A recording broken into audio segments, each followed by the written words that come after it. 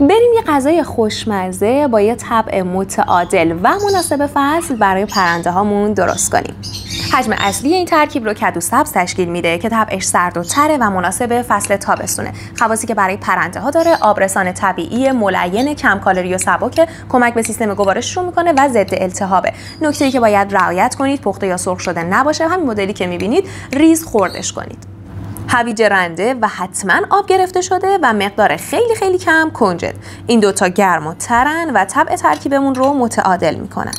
اگر آب هویج رو نگرفتی حتما بهش پودر سوخاری مخصوص پرنده ها اضافه کن. خب غذای امروزشون آماده شد. این ترکیب برای همه پرنده ها مناسبه و هیچ منع مصرفی نداره. ببریم برای بچهای خودم ببینیم واکنششون نسبت به این غذا چیه. حالا بریم سراغ هویج و خواصش برای پرنده هامون. هویج شیرین و تقویت کننده است، منبع عالی ویتامین آ، رنگ پرهاشون رو درخشنده میکنه، شاداب کننده و انرژیزا، تقویت کننده سیستم ایمنی و برای جوجه ها خیلی مفیده. وقتی پدر مادر این غذا رو میخورن و به جوجه میدن برای رشد بهتر و تقویت سیستم ایمنیشون عالیه.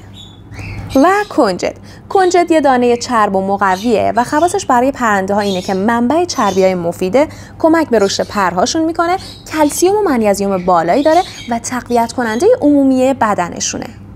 فقط حواستون باشه که چون این دونه خیلی گرم و چربه باید در حد بسیار کم مصرف بشه، مخصوصا توی تابستون. اگر زیاد مصرف بشه ممکنه که گرمیشون کنه، دچار اسهال چرب یا اختلالات کبدی جدی بشن. حالا ببینیم کنجد برای کدوم پرنده ها مناسب نیست. پرنده هایی که چاق یا کم تحرک هستن، پرنده هایی با سابقه بیماری کبدی یا گوارشی، جوجه ها یا پرنده های در حال رشد یا تو فصل تخم گذاری یا جفتگیری. توی این فصل کنجد میتونه باعث بیش‌فعالی جنسی و ایجاد تنش رفتاری بین نر و ماده بشه. جایگزین کنجد رو برات نوشتم. تنوع غذایی هفتگی برای پرنده هات هم فراموش نشه.